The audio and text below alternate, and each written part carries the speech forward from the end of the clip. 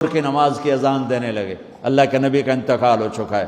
جب اشہد ان محمد پر پہنچے تو روتے روتے روتے آواز بند ہو گئی، اور جلدی سے اذان پوری کر کے نیچے آئے، کہا آج کے بعد قسم اٹھاتا ہوں اذان نہیں دوں گا، میرا نبی نہیں ہے تو اذان بھی نہیں ہے۔ اور حضرت ابو بکر سے اجازت لے کر جب وہ خلیفہ بن گئے، جہاد پہ چلے گئے، 6 مہینے تک آئے نہیں۔ لاکھوں صحابہ جہاد میں گئے، کسی کو میرے نبی خواب میں نہیں آئے، صرف بلال کو آئے۔ بلال، یہ کیا بے وفائی، ہم سے ملنا ہی چھوڑ دیا، ہمارے پاس آنا ہی چھوڑ دیا۔ آنکھ کھلی تو ان کو یوں لگا جیسے اللہ کے نبی زندہ بلا رہے ہیں، یا رسول اللہ میں آ گیا، یا رسول اللہ میں آ گیا۔ اور اسی وقت اونٹنی کو بھگایا۔ 21 دن کا سفر 7 دن میں کیا، 7 دن صرف نماز اور پیشاب کے لیے اترتے تھے اور بھگاتے بھگاتے بھگاتے۔ 8ویں دن جب مدینے میں پہنچے تو آتے شور مچایا، یا رسول اللہ میں آ گیا، یا رسول اللہ میں آ گیا۔ ان کے ذہن سے نکل گیا کہ آپ تو دنیا سے جا چکے ہیں۔ جب مسجد کے قریب پہنچے تو پھر تڑپ اٹھے اور چیخنے لگے کہ آپ تو ہیں ہی نہیں۔ پھر گئے سیدھے قبر پہ جا کے یوں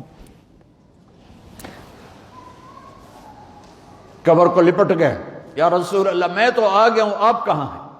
یا رسول اللہ میں تو آ گیا ہوں، آپ کہاں ہیں؟ یا رسول اللہ میں تو آ گیا ہوں، آپ کہاں ہیں؟ بے قراری میں روئے جا رہے، میں تو آ گیا ہوں، آپ کہاں ہیں؟ میں تو آ گیا ہوں، آپ کہاں ہیں؟ نماز کا وقت داخل ہو گیا۔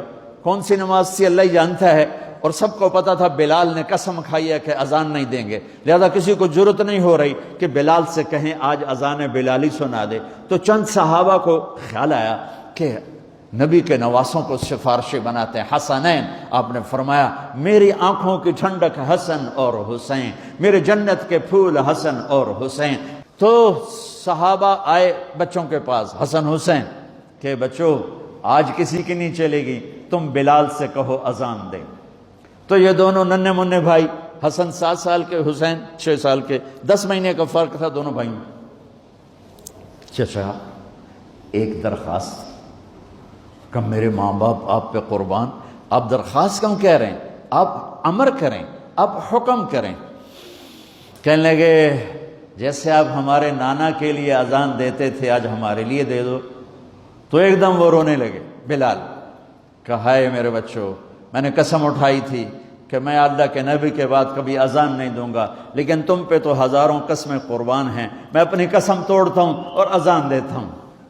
جب وہ چڑھنے لگے اس بی بی کے گھر، قریب ایک انصاری عورت کا گھر تھا جس کی چھت پہ چڑھ کے اذان دیا کرتے تھے، تو سانس رک گئے سب کے، آنکھیں پھٹ گئیں، اور وہ یوں منظر دیکھ رہے کہ آج بلال تو ہے، محمد مصطفیٰ نہیں ہے۔ آج اذان بلالی تو ہوگی لیکن محمد مصطفیٰ کی جھلک نہ ہوگی۔ جب انہوں نے کانوں میں انگلیاں، جب انہوں نے اللہ اکبر کہا تو مدینے میں گھر گھر ماتم بچھ گیا، عورتیں بھی چیختی ہوئی گھروں سے باہر نکل آئیں، سارے مدینے کی گلیوں میں چیخ و پکار مچ گئی، اور یوں سب کو لگا جیسے محمد مصطفیٰ زندہ ہیں اور ان کا زمانہ ہے، لیکن آپ تو جا چکے تھے۔ یہ بلال کو جو رتبہ میرے رب نے دیا، یہ غلامی مصطفیٰ کی وجہ سے دیا ہے۔